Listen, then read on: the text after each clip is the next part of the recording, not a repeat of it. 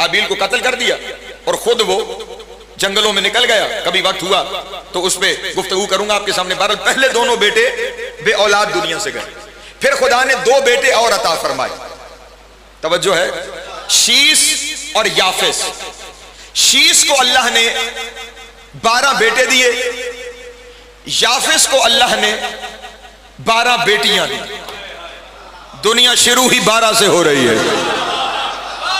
अल्लाह अकबर, सलामत है, मौला आपको ज्यादा है। उन दोनों भाइयों के बच्चों की आपस में शादियां हुई, तो फिर हजरत शीस अलैहिस्सलाम के घर उनके बेटे जो नबी हुए उनका नाम अनूश था। अनूश के घर फिर एक नबी हुए जिनका नाम महलाइल था। महलाइल के घर बेटे पैदा हुए अलाख, वो नबी हुए। अलाख के घर यर्द पैदा हुए, वो नबी हुए। यर्द के घर अखनूक पैदा हुए, वो नबी हुए। ये अखनूक वो हैं जिन्हें कुरान में इदरीस कहा गया है। तवज्जो अज़ान बस्कुर फिल किताबे इदरीस इन्नहु कान सिद्दीकन नबिय्या व रफ़अनहु मकानन अलिय्या। ऐ मेरे हबीब, अपनी किताब में इदरीस का तज़किरा करो, वो हमारा सच्चा नबी था। तवज्जो अज़ान व रफ़अनहु मकानन अलिय्या, हमने उसे बुलंद मकाम से नवाजा था। ये इदरीस अलैहिस्सलाम वो नबी हैं जिन्होंने सबसे पहले ज़राअत का आगाज किया। तवज्जो है, मेरे साथ शामिल रहेंगे। मैं जानता हूं ये तारीखी मंजिलें हैं, लेकिन गुजरना पड़ेगा मेरे साथ आपको। ये वो शख्सियत है जिसने पहली दफा खेती बाड़ी और ज़राअत का आगाज किया, बाकायदा ज़राअत का आगाज। ये वो पहली शख्सियत है जिसने गिनती ईजाद की। तवज्जो है मेरे मोहतरम दोस्त, ये वो पहला फर्द है जिसने लोगों को लिबास सी के पहनना सिखाया है। तवज्जो है मेरे मोहतरम दोस्तों, इसीलिए हजरत इदरीस को कहा जाता है खयातुल अंबिया, नबियों में से वो हस्ती जिसने खयात, कपड़े सी के पहनना सिखाया। अब हर बात अपनी जगह पे कुछ ना कुछ तशरीह मांग लेती है। अव्वलीन में से इदरीस वो है जिसे जिंदा उठा लिया गया था। तवज्जो है, ये अव्वलीन में से वो हस्ती है जो आज तक जिंदा है, मेरे 12वें की गवाह बन के आएगी।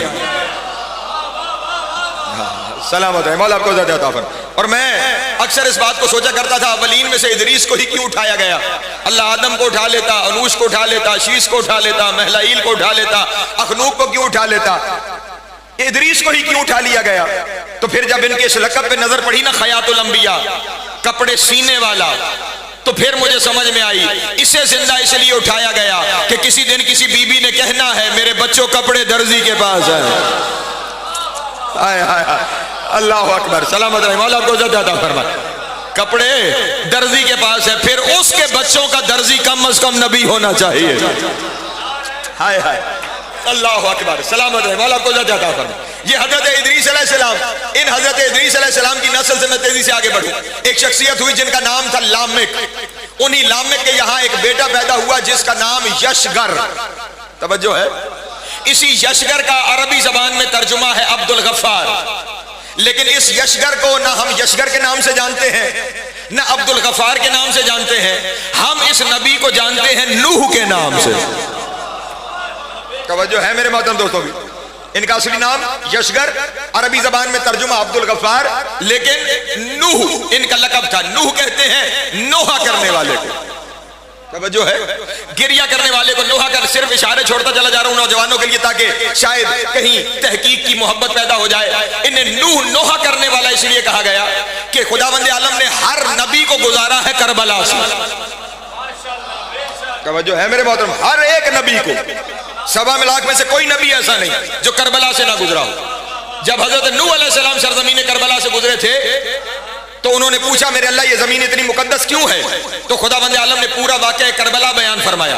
उस वाक़या करबला के बाद नूह हर वक्त गिरिया करते थे, हर वक्त हुसैन का नोहा पढ़ते थे। असली नाम ही भूल गया, नोहा पढ़ने वाला नबी।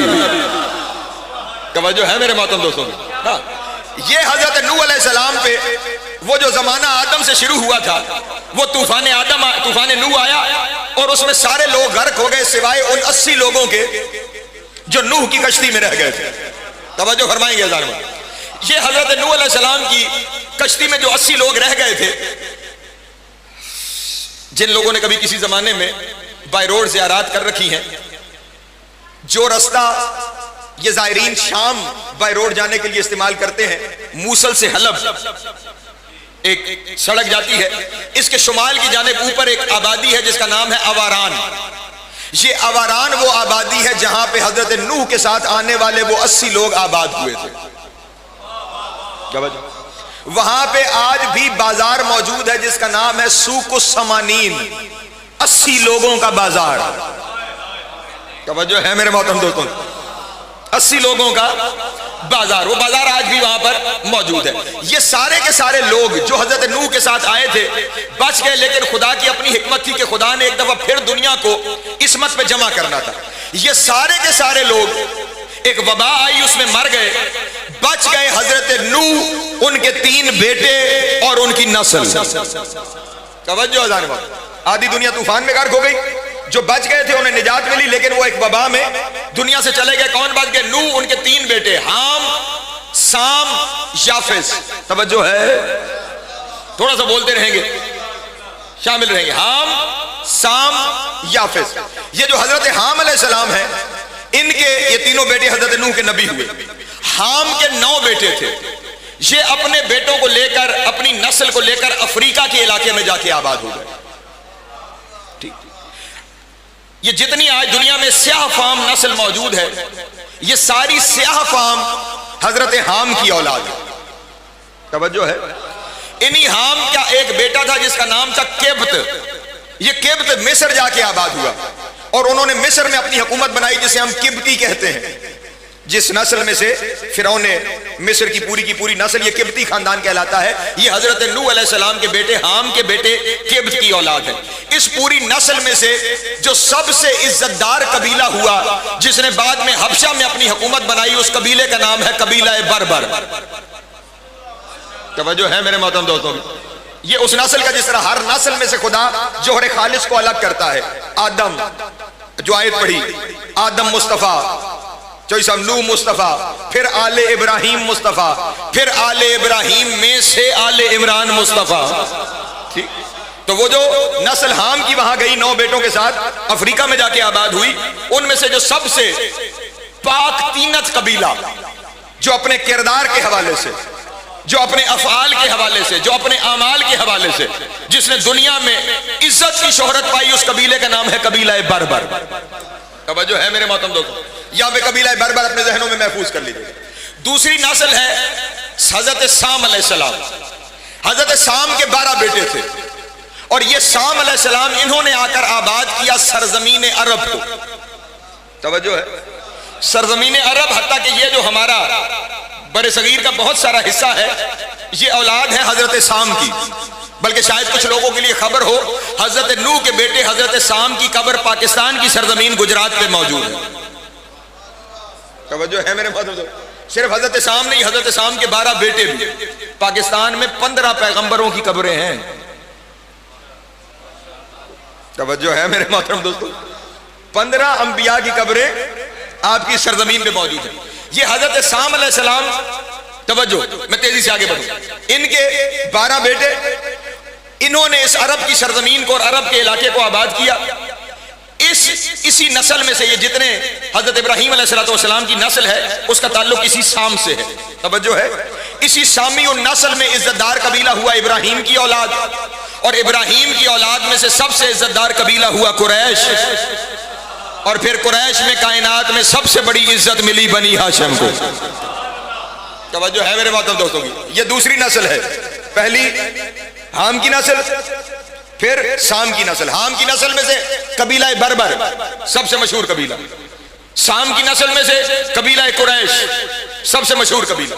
उसके बाद तीसरा बेटा याफिस, इन्होंने जाके आबाद की ये सेंट्रल एशिया से ऊपर वाली जो आबादी है, जिसमें ये सारी रशियन स्टेट आती है, ये जितने चपटी नाक वाले हैं, ये सारे के सारे हजरत याफिस अलैहिस्सलाम की औलाद में से हैं। इन्हीं लोगों ने रोम तक सफर किया और रोम में जाकर इन्होंने दुनिया की बहुत बड़ी हुकूमत बनाई, और यह खानदान कहलाता है कैसर रोम का खानदान। तवज्जो तवज्जो अज़ान मोहतरम, ये कौन सा खानदान है? कैसर रोम का खानदान। ये तीनों नस्लें अब जहन में रहे। हाम की नस्ल कबीला बर्बर, साम की नस्ल कबीला कुरैश, और उसके बाद याफिस की नस्ल कैसर रोम का खानदान, सबसे अजीम तरीन खानदान। फिर इन तीनों नस्लों की जब आपस में रिश्तेदारी हुई तो एक चौथी नस्ल वजूद में आई जिसे आर्यन कहा जाता है, और हमारी कोर्स के कबीलों में पढ़ाया जाता था आर्या नस्ल के लोग। तवज्जो है जिन्होंने कभी किताबें पढ़ी हुई। आर्या नस्ल ये चौथी नस्ल है जो इन तीनों नस्लों के इम्तिजाज से बनी है। इसी आर्या नस्ल से हमारे जितने ये बड़े सगीर के लोग हैं, इनमें से अक्सरियत इसी आर्या नस्ल की औलाद में से हैं। बल्कि महाभारत और रामायण के जितने किरदार हैं, रामचंद्र जी, कृष्ण जी, उन सब का ताल्लुक इसी आर्याई नस्ल के साथ है। यही आर्या लोग फिर ईरान में जाके आबाद हुए। अच्छा, हिंदुस्तान में जितने बरहमन हैं वो भी इसी आर्याई नस्ल से ताल्लुक रखते हैं। तवज्जो है मेरे मोहतरम। फिर ये लोग जाके ईरान में आबाद हुए और इन्होंने ईरान में अपनी हुकूमत कायम की, और वहां पर जाकर जो खानदान इनका सबसे मशहूर हुआ वो है कसराए ईरान का खानदान। तवज्जो है मेरे मोहतरम दोस्तों। कैसर रूम, कसराए ईरान। अब ये चार नस्लें हैं। तवज्जो अज़ान मोहतरम। हामी नस्ल कबीला बर्बर, सामी नस्ल कबीला कुरैश, याफिसी नस्ल कैसर रोम का खानदान, आर्याई नस्ल कसराए ईरान का खानदान। तवज्जो फरमाइएगा, ये चार दुनिया में इस वक्त जितने लोग हैं उनका ताल्लुक इन्हीं चार नस्लों से है। जितने अफराद हैं इससे बाहर कोई नहीं है, सबका ताल्लुक इन्हीं चार नस्लों के साथ है। हाम की नस्ल कबीला बर्बर, साम की नस्ल कबीला कुरैश, याफिस की नस्ल कैसर रूम, और आर्याई नस्ल कसराए ईरान। अब यहीं पे मुझे अपने दोस्तों की तवज्जो चाहिए। हमारे 5 इमामों की माएँ सामी नस्ल है। तवज्जो तवज्जो अज़ान मोहतरम। 12 में से 5 आइम्मा की माएँ हजरत साम की नस्ल, यानी साम की नस्ल में से सबसे अहम कबीला कौन सा था? कबीला कुरैश। इस कबीला कुरैश से हमारे 5 इमामों की पाक माएँ हैं। अमीरुल मोमिनीन की माँ जनाब फातिमा बिनते असद सलामुल्लाह अलैहा, इसी कबीला कुरैश से। इमाम हसन और इमाम हुसैन की वालिदा जनाब फातिमा बिनते मोहम्मद अलैहिस्सलातु वस्सलाम, उनका ताल्लुक इसी कबीला कुरैश के साथ। परेशान हो गए आप हजरत। हजरत इमाम बाकिर अलैहिस्सलाम की वालिदा फातिमा बिनते हसन बिन अली, उनका ताल्लुक इसी कबीला कुरैश से। हजरत इमाम जाफर सादिक अलैहिस्सलातु वस्सलाम की वालिदा उम्मे फरवा बिनते कासिम बिन मोहम्मद बिन अबी बकर, उनका ताल्लुक भी इसी कबीला कुरैश के साथ। ये 5 माएँ वो हैं जिनका ताल्लुक सामी नस्ल के साथ कबीला कुरैश से है। 3 इमाम वो हैं कि जिनका ताल्लुक हामी नस्ल के कबीला बर्बर से है। तवज्जो तवज्जो अज़ान वक्त। हजरत इमाम मूसा काज़िम अलैहिस्सलाम की वालिदा जनाब हमीदा खातून, हजरत इमाम मोहम्मद तकी अलैहिस्सलातु वस्सलाम की वालिदा बीबी समाना खातून, हजरत इमाम अली नकी अलैहिस्सलातु वस्सलाम की वालिदा बीबी सबीका खातून। इन तीनों आइम्मा की माओं का ताल्लुक किससे है? हजरत हाम की नस्ल से, कबीला बर्बर। अच्छा, अगर आप कबीला बर्बर को समझना चाहते हैं तो यूं समझिएगा, ये हबशा के बादशाहों का कबीला था जिससे जनाब फिजा का ताल्लुक था। तवज्जो है मेरे मोहतरम दोस्तों की। ये 3 मस्तूरात वहां से यहां आए। उसके बाद आपके 3 इमाम वो हैं कि जिनकी माएँ हजरत याफिस की औलाद की नस्ल से हैं। हजरत इमाम ज़ैनुल आबिदीन की वालिदा, तवज्जो है मेरे मोहतरम दोस्तों, जनाब शहरबानो कसराए रूम, कसराए ईरान। तवज्जो है या नहीं मेरे मोहतरम दोस्तों? जो ईरान के बादशाहों का खानदान था, कसरा खानदान, उस खानदान से इमाम ज़ैनुल आबिदीन की वालिदा जनाब शहरबानो। इसका एक मशहूर तरीन बादशाह नौशेरवान आदिल, जिसका तज़किरा ये रसूल के दौर में ईरान का बादशाह था।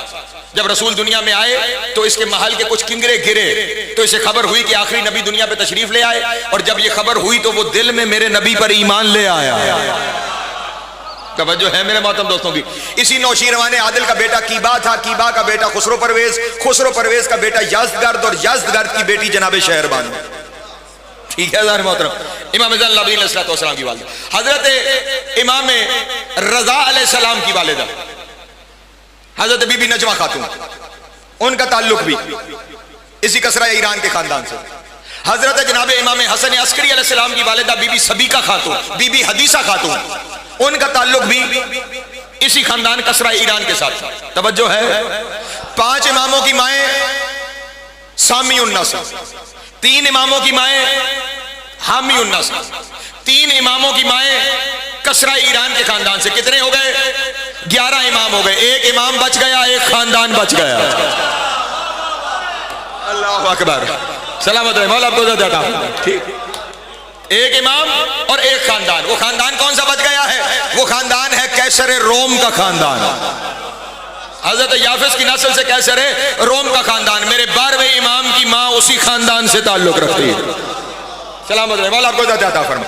और ये शहजादी यहाँ कैसे पहुंची है? अगर इसी एक शहजादी का आना समझ में आ गया तो फिर बाकी जो शहजादियां हैं वो यहाँ पर कैसे पहुंची हैं आप सबको समझ में आ जाएगी। अगर इजाजत हो तो मैं अपने इमाम की माँ का, इमाम हसन अस्करी तक आना अपने दोस्तों के सामने बयान कर दूं। इतनी थोड़ी सी बिस्मिल्लाह से ये मौजू नहीं पढ़ने होता। एक सलवात पढ़े मिल के आले मोहम्मद की जाते करा में।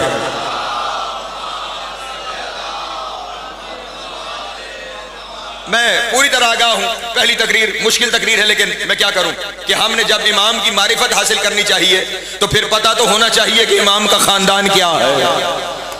हमने जिन्हें माना है उनका हसब नसब क्या है, उनके बारे में पूरी एक इंफॉर्मेशन तो हमारे पास मौजूद होनी चाहिए। अब ये बस आखिरी बीबी का अगर यहाँ पे आना समझ में आ जाएगा ना तो आपको तमाम बीबियों का आइम्मा तक पहुंचना समझ में आ जाएगा कि कोई कबीला बर्बर से कैसे पहुंच गई, कोई कसरा के खानदान से कैसे पहुंच गई। और अजब तो ऐसा पता नहीं, ये नतीजे सामने आते हैं और फिर बताए बगैर रहा भी नहीं जा सकता और वक्त की किल्लत फिर अपने सामने होती है। ये जितनी बीबियां जिनका मैंने आपके सामने तस्करा किया है ना, ये अपने अपने खानदान की शहजादियां हैं। ये अपने अपने खानदान की क्या है? शहजादियां। लेकिन ये सारी की सारी अहले बैत के घर पहुंची हैं कनीज बन के। तवज्जो फरमाएं, बज़ाहिर कनीज बन के अहले बैत के घरों तक पहुंचती। 2 और शहजादियां थी बनी अब्बास की, तवज्जो है, जो आई हैं हमारे 2 इमामों के घर, इमाम रजा के घर और इमाम मोहम्मद तकी के घर। शहजादियां थी, अपनी उसी शहजादियों वाले प्रोटोकॉल में इमाम के घर आई। तवज्जो फरमाइएगा, शहजादियां थी, शहजादियों के प्रोटोकॉल में और इमाम के घर में भी रहते हुए समझती थी कि हम बड़ी शहजादियां हैं। ये जो 2 शहजादियां थीं और शहजादियां बन के आई, अल्लाह ने इनकी गोद खाली रखी। तवज्जो तवज्जो तवज्जो अज़ान वाला। जो शहजादियां बनी हुई थी, शहजादियां बन के आई, तो सब अल्लाह ने इन दोनों की गोद खाली। और वो जो शहजादियां थीं लेकिन कनीज़े बन के आई, नस्ल इमामत उन्हीं से चली। नहीं तवज्जो फरमा। इसका मतलब ये हुआ जो इस घराने में झुक के आता है ये उसे नवाजते हैं। आए हाय, यहाँ पे आके अपनी पेशानी झुकानी पड़ती है, झुक के आना पड़ता है। बहरहाल मैं इस शहजादी का आना पढ़ूं और मैं समेटूं अपने बयान को। हजरत इमाम अली नकी अलैहिस्सलाम आबाद से सरजमीन सामर्रा पर एक दिन इमाम अलैहिस्सलाम ने अपने गुलाम को कहा कि जाओ, हमारे पड़ोस में एक शख्स रहता है जिसका नाम है बशीर बिन सुलेमान, जाओ और बशीर बिन सुलेमान को बुला के लाओ। इमाम का गुलाम गया, बशीर बिन सुलेमान को कहा कि इमाम वक्त हजरत इमाम अली नकी अलैहिस्सलाम तुम्हें याद कर रहे हैं। ये मारिफत वाले लोग हैं। जब कहा ना इमाम याद कर रहे हैं, उसने नालैन भी नहीं पहनी, जूते भी नहीं संभले, दौड़ता हुआ इमाम की खिदमत में हाजिर। सरकार आपने याद फरमाया। इमाम अलैहिस्सलाम ने, अल्लाह अकबर, ये खानदान वो है जो नस्लों से आगाह है। इमाम अलैहिस्सलाम ने इरशाद फरमाया, बशीर बिन सुलेमान तेरा ताल्लुक है अबू अयूब अंसारी की नस्ल से। तवज्जो रसूल के सहाबी हजरत अबू अयूब अंसारी की नस्ल से। तुम्हारा खानदान हमेशा से हमारे एतमाद का मरकज रहा है। कभी वक्त हुआ तो क्यों इन पे एतमाद था उस पर भी बयान करूंगा, बल्कि तुम्हारा खानदान हमेशा से हमारे एतमाद का मरकज रहा है। मैं आज तुम पर फिर एक एतमाद करने जा रहा हूं और एक ऐसी जिम्मेदारी तुम्हारे जिम्मे लगाने जा रहा हूं कि कयामत तक तुम्हारी आने वाली नस्ल अगर अपनी उस जिम्मेदारी पे फख्र करे तो थोड़ा है। उसने कहा हुजूर हुक्म फरमाइए, यकीनन आप अगर जिम्मेदारी दे रहे हैं तो अजीम जिम्मेदारी होगी। इमाम ने फरमाया यहाँ पे बैठ। वो बैठ गया। इमाम अलैहिस्सलाम ने अपने गुलाम को कहा कागज कलम लेकर आ। इमाम का गुलाम कागज कलम लेकर आया। बशीर बिन सुलेमान रिवायत करता है, वो कहता है मैंने देखा इमाम ने खुश खत अंग्रेजी जबान में एक खत लिखा। तवज्जो तवज्जो तवज्जो अज़ान मोहतरम। इमाम अली नकी अलैहिस्सलाम ने खुशखत अंग्रेजी जबान में एक खत तहरीर फरमाया। वो खत तहरीर फरमाने के बाद मुझे एक दिरहम और दीनार की थैली दी और इमाम अलैहिस्सलाम ने इरशाद फरमाया ये खत और ये दिरहम लेकर बगदाद चला जा। तू बुध के दिन बगदाद पहुंचेगा, वहां पे कमरा किराए पे लेना, रात वहां पे कयाम करना। जुमेरात के दिन दजला के किनारे चले जाना, वहां पे कुछ बुर्दा फरोश कश्तियां लेकर आएंगे, वो कनीज और गुलाम फरोख्त करते रहेंगे। आखिर में एक कश्ती रह जाएगी, उस एक कश्ती में सिर्फ एक मस्तूर रह जाएगी जो किसी के साथ जाने पे तैयार नहीं होगी।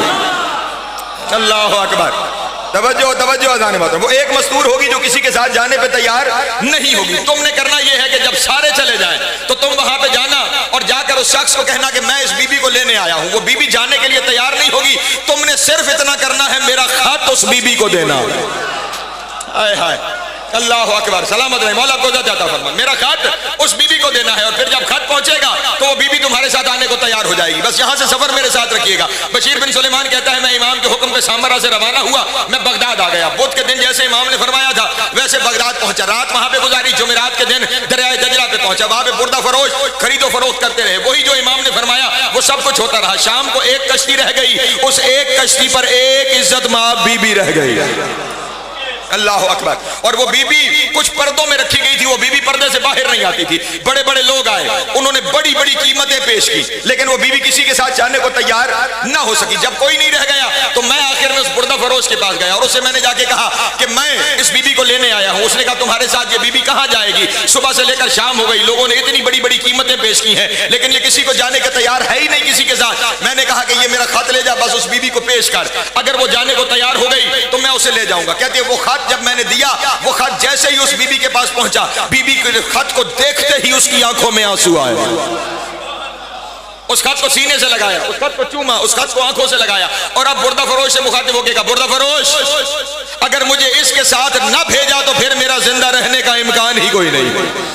अल्लाह अकबर, तवज्जो अज़ान मोहतरम, मुझे यहाँ पे भेज दे। कहते बहरहाल मैंने कीमत दे दी, वो बीबी मेरे साथ आ गई। जो घर मैंने किराए पे ले रखा था, रात को उस घर के अंदर बीबी को रखा, मैं खुद उस घर के बाहर हिफाजत के लिए बैठ गया। कहते रात को बैठे हुए अचानक मेरे जहन में ये ख्याल आया कि ये बीबी न कभी सामरा गई,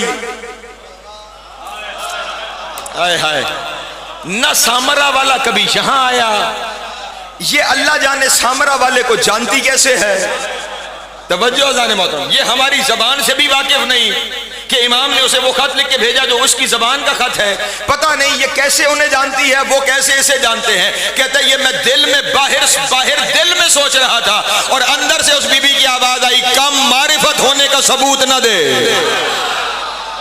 हाय हाय, अल्लाह अकबर, अल्लाह अकबर, सलामत रहे, मौला को ज़िंदा फरमाए। कम मारिफत होने का सबूत न दे। पहले तो मैं परेशान हुआ कि जिस जबान में खत था वो जबान और है, ये हमारी जबान में हमसे गुफ्तगू कर रही है और हमें कह रही है कम मारिफत होने का सबूत न दे। मैंने कहा बीबी आप अपना तारुफ तो करवाइए, आप हैं कौन? कहते उस वक्त उस बीबी ने पर्दे के पीछे से पुकार के कहा, हमें आम खातून न समझो, हम कैसर रूम की पोती हैं।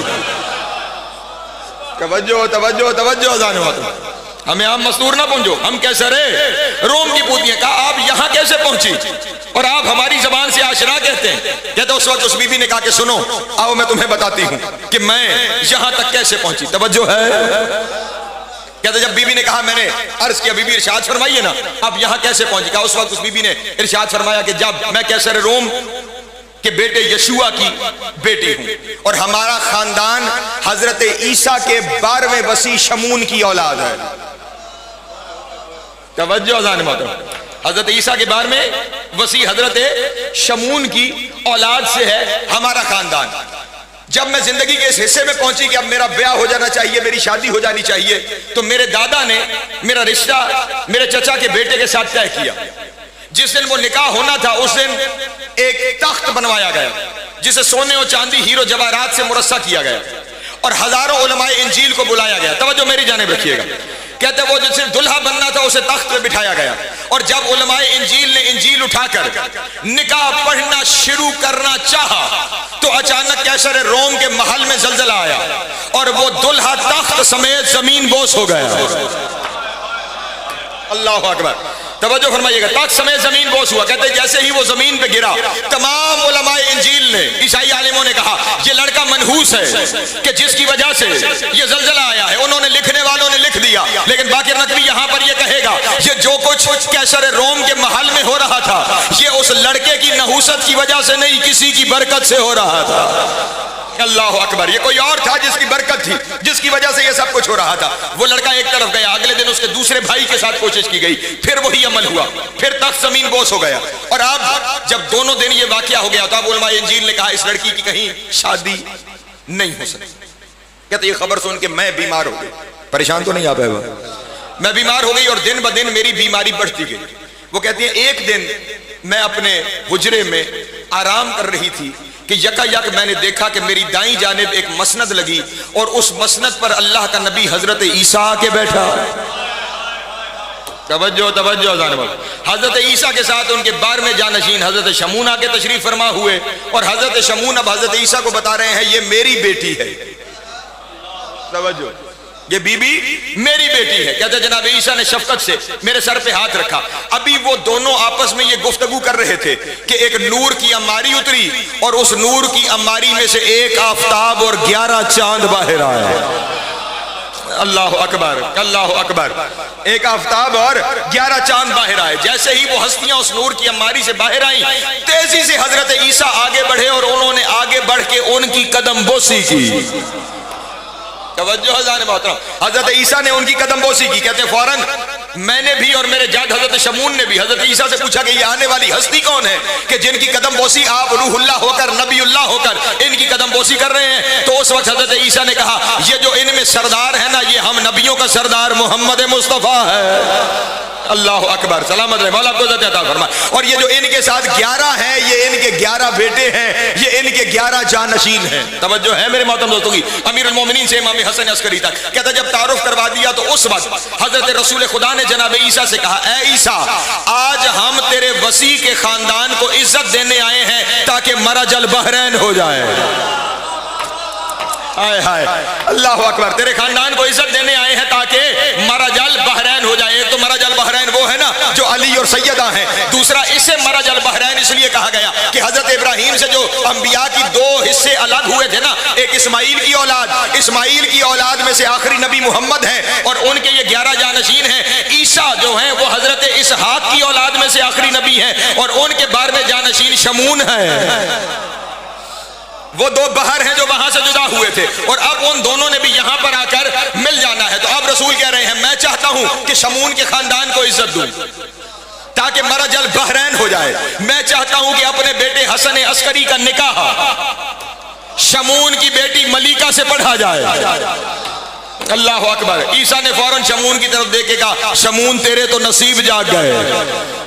अल्लाह अकबर, तेरे तो नसीब जाग गए, इस खानदान के साथ तेरा रिश्ता होने जा रहा है, क्या तुझे कबूल है? उसने कहा नबी अल्लाह इसमें पूछने की बात क्या है, इससे बड़ी इज्जत कौन सी होगी कि ये मामला अगर इस तरह तय हो जाए। तवज्जो अज़ान मोहतरम, अब जनाबे मलिका की तरफ से हजरत ईसा वकील हुए। तवज्जो तवज्जो तवज्जो अज़ान मोहतरम। इधर से इमाम हसन अस्करी की तरफ से रसूल वकील हुए। तवज्जो है मेरे मोहतरम दोस्तों की। हजरत ईसा और मोहम्मद मुस्तफ़ा ने मिलकर मेरे 11वें इमाम का निकाह जनाब नरजिस खातून से पढ़ा। अल्लाह अकबर।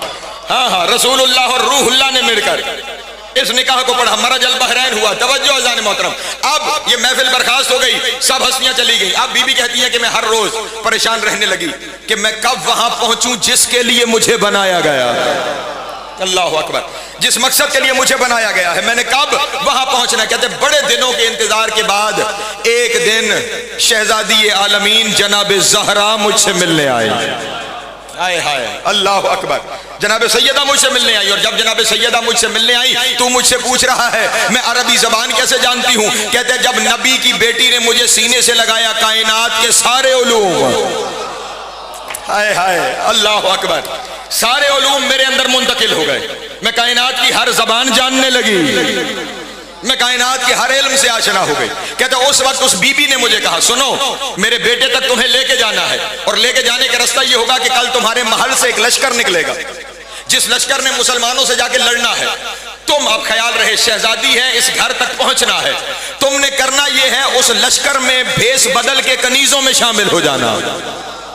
तवज्जो अज़ान मोहतरम, कुर्बानियां हैं यहां तक पहुंचने की, फिर इज्जतें मिलती हैं। कनीजों के साथ शामिल हो जाना, जंग होगी, तेरे दादा के लश्कर को शिकस्त होगी, लोग कैदी बना लिए जाएंगे, तुम्हें भी उनमें कैदी बना लिया जाएगा और तुम बुर्दा फरोशों के साथ बगदाद पहुंच जाओगी। फिर बगदाद जाने हमारा बेटा जाने।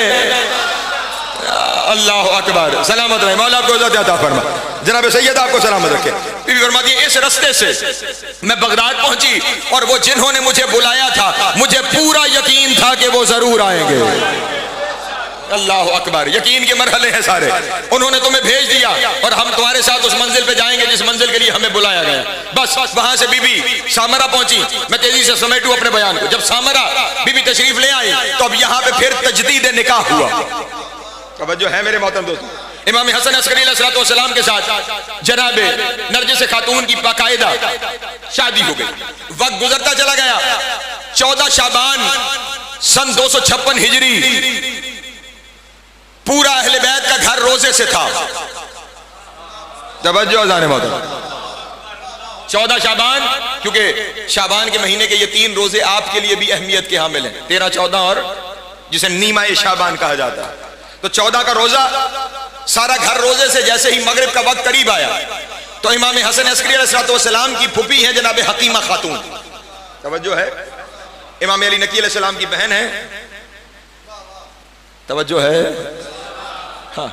ये जनाब हकीमा खातून बिल्कुल जब मगरिब का वक्त करीब हुआ तो कहती हैं कि मैंने ये ख्याल रहे इस बीबी का मकाम ये है कि इस बीबी को फरमाया गया ये अपने दौर की ज़ैनब है। तवज्जो है, हाँ, ये इल्मियत की मंजिल है। और आज उसी जरी में इनकी कब्र मुबारक है जिस जरी में इमाम अली नकी अलैहिस्सलाम, इमाम हसन अस्करी अलैहिस्सलाम की कब्र मुबारक है। उसी जरी में ही सामरा में जनाब हकीमा खातून की कब्र मुबारक भी वहीं पे मौजूद है। ये बीबी हकीमा खातून मगरिब के करीब इमाम हसन अस्करी से कहती है बेटा अगर इजाजत हो तो मैं अपने घर जाऊं और नमाज अदा करके रोजा अफ्तार करूं। इमाम अलैहिस्सलाम ने कहा फूफी अम्मा आज यहीं पे कयाम फरमाइए क्योंकि आज आखिरी हुज्जत ने दुनिया पे आना है। अल्लाह अकबर, आज यही कयाम फरमाइए, आज आखिरी हुज्जत ने दुनिया पे आना है। जब आखिरी हुज्जत ने दुनिया पे आना है, ये लफ्ज इमाम की जबान से जारी हुआ। वो ख्याल रहे जो बीबी सामने मौजूद है, एक इमाम की बेटी है, एक इमाम की बहन है, एक इमाम की फूफी है, हर एक चीज से पूरी तरह आशना है। लेकिन हम तक बात पहुंचाने के लिए इमाम से पूछने लगी किस बीबी की गोद में आखिरी हुज्जत ने आना है। अल्लाह अकबर, एक एक लफ्ज नहीं हर्फ की जिम्मेदारी है मेरी। किस बीबी की गोद में आखिरी हुज्जत नहीं आना है। इमाम हसन अस्करी अलैहिस्सलाम ने जनाब नरजिस खातून की तरफ इशारा किया कि इस बीबी की गोद में आखिरी हुज्जत नहीं आना है। फौरन जनाब हकीमा खातून ने इमाम की तरफ देखे कहा बेटा मुझे तो कोई आसार नजर नहीं आते। हाय हाय, ओ इन्हें अपने जैसा कहने वालों मुझे तो कोई आसार नजर नहीं आते। इमाम ने ज़ेरे लब मुस्कुरा कर कहा फूफी अम्मा आपसे बेहतर कौन जानता है हम आसार वाले नहीं अमर वाले हैं। अल्लाह अकबर, हम आसार वाला खानदान नहीं है, हम आमर वाला खानदान है। बीबी ने इमाम के कहने पे रात को कयाम फरमाया। तवज्जो एक एक लफ्ज पे। बीबी फरमाती है रात गुजरती चली गई, पूरी रात मेरी निगाह जनाब नरजिस खातून पे रही। रात को हमने आराम भी किया। मैं बीबी के हुजरे में बीबी को देखती रही। नमाज तहज्जुद का वक्त आया, हम दोनों मुसल्ले के लिए नमाज तहज्जुद के लिए आ गए। हमने नमाज तहज्जुद शुरू की। नमाज तहज्जुद अपने इख्तिताम को पहुंच गई। हमने ताकीबात और तस्बीहात शुरू की। वक्त गुजरता चला गया हत्ता कि फजर का वक्त करीब आ गया। कहती है जैसे ही फजर का वक्त करीब आ रहा था मेरे जहन में ख्याल आया कि वो वक्त जो कहा जा रहा था वो वक्त तो इख्तिताम को पहुंचने को है और अभी तक जो मुझे कहा गया था वो हुआ नहीं। कहती है अभी ये मैं दिल में सोच रही थी कि बाहर से हुजरे के बाहर से इमाम हसन अस्करी अलैहिस्सलाम ने फरमाया फूफी अम्मा खुदा के अमर में शक नहीं किया जाता।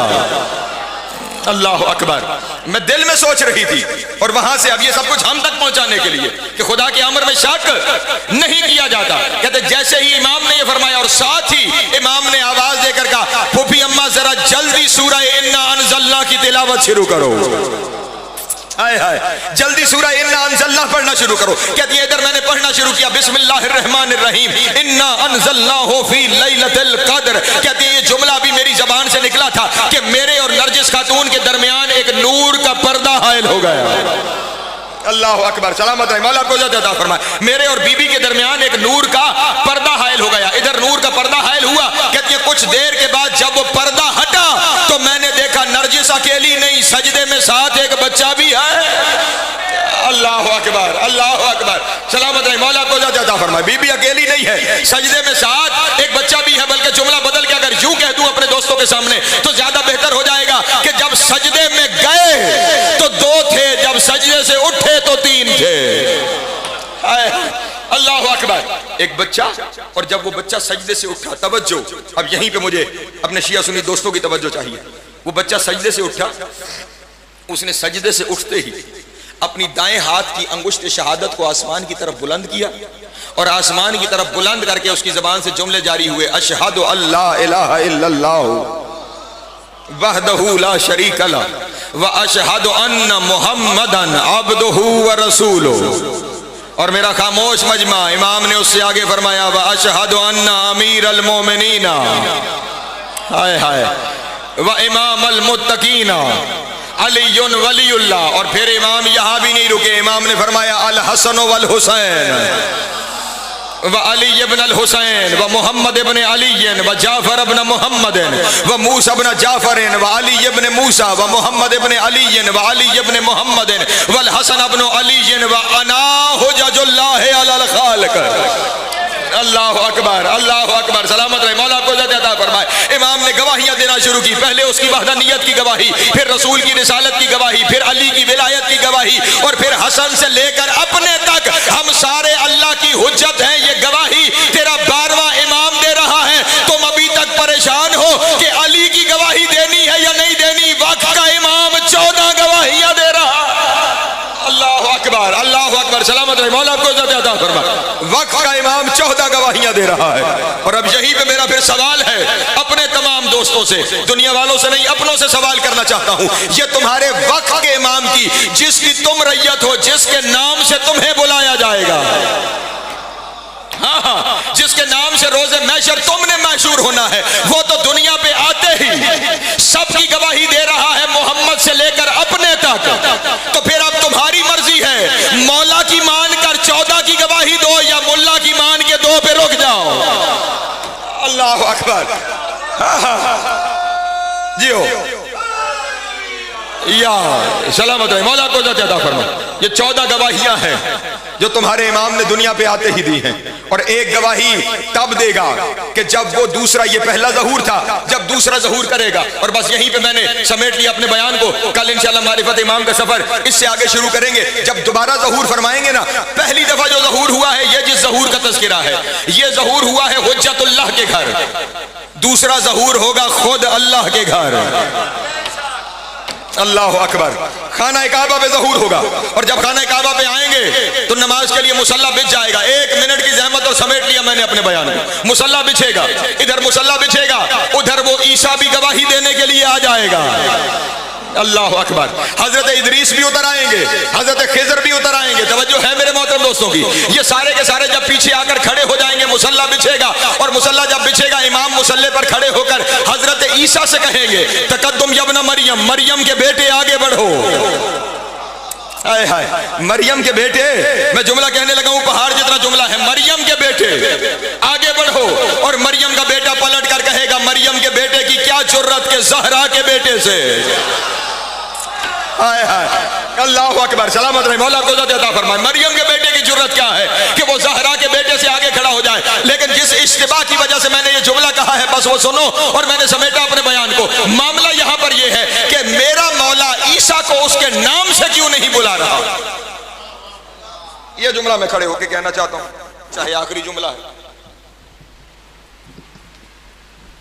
मेरा मौला जनाब ईसा को नाम से क्यों नहीं बुला रहा। तकद्दुम या ईसा, ईसा आगे बढ़ो। अच्छा, नाम ले ही लेना था, तकद्दुम या नबी अल्लाह, अल्लाह के नबी आगे बढ़ो। तकद्दुम या रूहुल्लाह, लक़ब है ना ईसा का, रूहुल्लाह आगे बढ़ो। लेकिन क्या कह रहे हैं, मरियम के बेटे आगे बढ़ो। और मरियम का बेटा कह रहा है मेरी जुर्रत नहीं, ज़हरा के बेटे से आगे बढ़ो। ये वजह क्या है, मरियम का बेटा करके क्यों बुलाया। तो जनाबे वाला इसकी वजह यह है, जब मरियम मां का बेटा, ताहिरा मां का बेटा, पाकीज़ा मां का बेटा, बतूल मां का बेटा, मुस्तफा मां का बेटा, तवज्जो तवज्जो तवज्जो, मरियम माँ का बेटा, बतूल माँ का बेटा, ताहिरा माँ का बेटा, मुस्तफ़ा माँ का बेटा, पाक माँ का बेटा, इज्जत माब माँ का बेटा, मासूम माँ का बेटा नमाज नहीं पढ़ा रहा। मेरे मौला को दुनिया कहते हैं कि फलां ने अली को नमाज पढ़ाई, फलां ने अली को नमाज पढ़ाई, फलां ने अली को नमाज पढ़ाई। ओ दुनिया वालों, जब पाक माँ का बेटा, इज्जतदार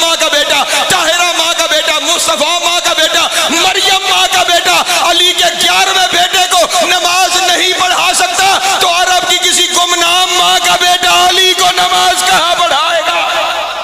अल्लाह अकबर, अल्लाह अकबर, सलामत रहे, मौला आपको इज्जत अता फरमाए। ये आएगा और आकर दुनिया को अली पढ़ाएगा। हाँ, ये 12वां आकर दुनिया को वो अली दिखाएगा जिससे लोग वाकिफ नहीं है। लेकिन इस अपने दौरे गैबत में ये वो इमाम है जो पिछले 1200 साल से खून रो रहा, अजरुकुम अल्लाह।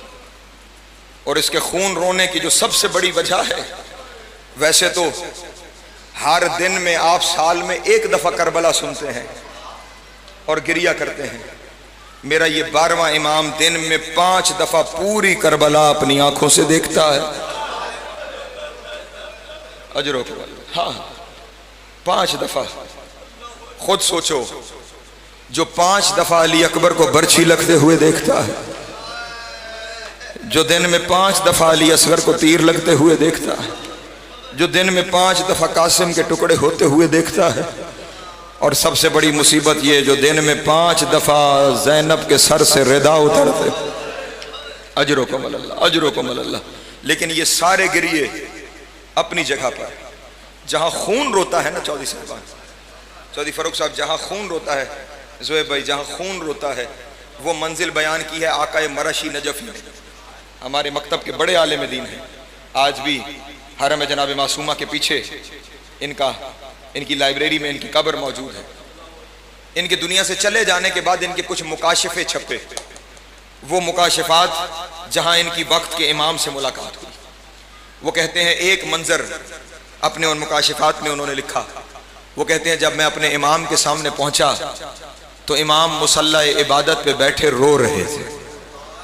अल्लाह अकबर। मुसलसल इमाम की आंखों से आंसू जारी थे। वो कहता है मैं चलता हुआ इमाम के पास गया और मैंने देखा कि इमाम मुसल्ले में उस जानिब देख के रो रहे हैं जहां सजदगाह रखी जाती है।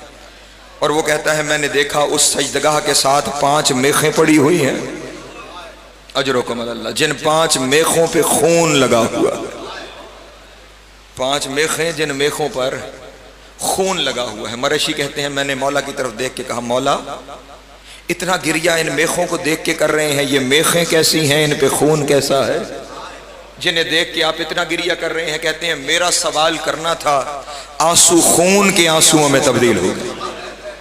अल्लाह अकबर, खून के आंसुओं में तब्दील हो गए। और इमाम अलैहिस्सलाम ने मातम करना शुरू किया और बहुत देर मातम करने के बाद कहा, मरशी तूने बड़ा मुश्किल सवाल कर दिया, मरशी बड़ा मुश्किल सवाल कर दिया। वो कहते हैं मैंने भी रोते हुए कहा, आका अब कर दिया सवाल तो फरमाइए ये मेखें कैसी हैं, इन पे लगा हुआ खून कैसा है?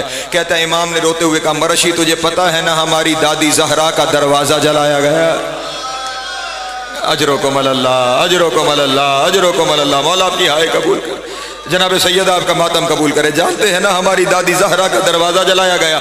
मर्शी कहता है मैंने इतना मातम किया कि मेरा अमामा जमीन पे गिर गया और मैंने रोते हुए कहा, मौला 1400 साल से इसी बात पे तो रो रहे हैं कि वो दरवाजा जिस पे नबी खड़े होकर आयत ततहीर पढ़ते थे उस दरवाजे को जलाया गया। कहते हैं उस वक्त इमाम ने खून की आंसू रोते हुए कहा, ऐ मरशी ये 5 मेखें मेरी दादी के दरवाजे की मेखें हैं। अजरुकुम अल्लाह, अजरुकुम अल्लाह, अजरुकुम अल्लाह। मौला आपकी हाय कबूल करे। ये 5 मेखें मेरी दादी जहरा के दरवाजे की मेखें हैं और मरशी दरवाजे को आग लगाई गई ना, उस वक्त ये मेखें गर्म होके सुर्ख होके दरवाजे से बाहर आई और जब जालिम ने दरवाजे को लात मारी, दरवाजा मेरी दादी जहरा पे गिरा। ये 5 मेखें मेरी दादी के पहलू में पैवस्त हो गई। इन्हीं मेखों का लगना था कि नबी की बेटी ने पुकार के कहा, या अली मेरा मोहसिन। अजरुकुम अल्लाह, अजरुकुम अल्लाह। मौला आपकी हाय कबूल करे, जनाब सैयद आपका मातम कबूल करे। यही दिन है ना, मुझसे पहले मेरे दोनों भाइयों ने ये मसाइब पढ़ा, लेकिन बस एक रिवायत मुझे पढ़ के वक्त बहुत हो गया, मैं समेट लूं अपने बयान को। अब्दुल रज़ाक मुकर्रम अपनी किताब ज़हरा में इस रिवायत को नकल करते हैं और खुदा की कसम तड़प जाने वाली रिवायत है वो। और रिवायत उस शख्स से है जिसने दरवाजा गिराया है। अल्लाह अकबर। वो शख्स कहता है जब मैंने पहली दफा जलते हुए दरवाजे को लात मारी ना, मुझे माफ करना जुमले सख्त हैं, वो कहता है जब मैंने जलते हुए दरवाजे को लात मारी ना तो दीवार और दर के दरमियान ज़हरा आ गई। हाय हाय अल्लाह अकबर, अजरकुम अल्लाह। मौला की हाय कबूल करे। दीवार और दर के दरमियान ज़हरा आई, जब ये पांचों मेखे मेरी बीबी के पहलू में लगी, वो शख्स रिवायत करता है इतनी जोर की चीख मारी नबी की बेटी ने। अल्लाह अकबर अल्लाह अकबर, अजरकुम अल्लाह। वो कहता है इतनी जोर की चीख बुलंद हुई कि मेरा अपना दिल दहल गया, और मैंने कहा एक मस्तूर के ऊपर हमने इतना जुल्म किया है कि दरवाजा गिरा दिया है। खुदा की कसम दुनिया ने अली के बॉक्स में क्या क्या किया। फिर वो कहता है मैंने सर को झटक के कहा मस्तूर है लेकिन है तो अली की ज़ौजा। कहता है ये कह के मैंने दरवाजे को और जोर से मारा। कहता है अब जब मैंने मारा बीबी नीचे गिर गई, दरवाजा ऊपर आ गया, और इधर दरवाजे का ऊपर आना था, दरवाजे के नीचे नबी की बेटी थी, ऊपर से अजरकुम अल्लाह अजरकुम अल्लाह अजरकुम अल्लाह। मौला की हाय कबूल करे। जनाब सैयद आपका मातम कबूल करे। बस एक रिवायत है, मैंने समेटा अपने बयान को, और रिवायत बयान करने वाला आम शख्स नहीं, रसूल का सहाबी हजरत मिकदाद है, जो बीबी के जनाजे में शामिल साहबा है उनमें से एक फर्द है। ये मिकदाद कहते हैं मुझे एक दिन उसने दरबार में बुला लिया जिसने बीबी पे जुल्म किया। मुझे माफ करना, अब रिवायत सख्त मुझे नहीं पता समझा पाऊंगा, मैं खुद रुक गया हूं क्योंकि अगले लफ्ज बड़े सख्त हैं, लेकिन लफ्जों नहीं हरफों की जमानत ले रहा हूं। मिकदाद कहता है उस शख्स ने मुझे अपने पास बुलाकर कहा मिकदाद ये बता जिस दिन नबी की बेटी दुनिया से गई उसका क्या हाल था।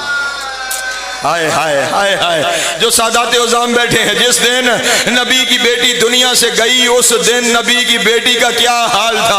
अब ख्याल रहे अगला लफ्ज़ तब समझ में आएगा जब ये बात समझ में आ जाएगी। ख्याल रहे उस दिन का हाल पूछ रहा है जिस दिन नबी की बेटी दुनिया से गई है, और जख्मी होने के कम अज कम 75 दिन के बाद नबी की बेटी दुनिया से गई है। 75 दिन में जख्म ठीक होते हैं ना, 75 दिन में जख्म ठीक होते हैं। आप सोचना जिसका 75वें दिन ये हाल था, अल्लाह जाने उसका पहले दिन क्या हाल हुआ होगा। मिकदाद कहता है मैंने मातम करके कहा कद सहबत मिन दुनिया का न दम यखरुजु मिन ज़हरिहा व जम्मिहा बिसबब ज़रबे का लहा बिसैफ व सौद। मिकदाद कहता है मैंने उसे रो कर कहा वो जो तूने तलवारों के दस्ते मारे थे, वो जो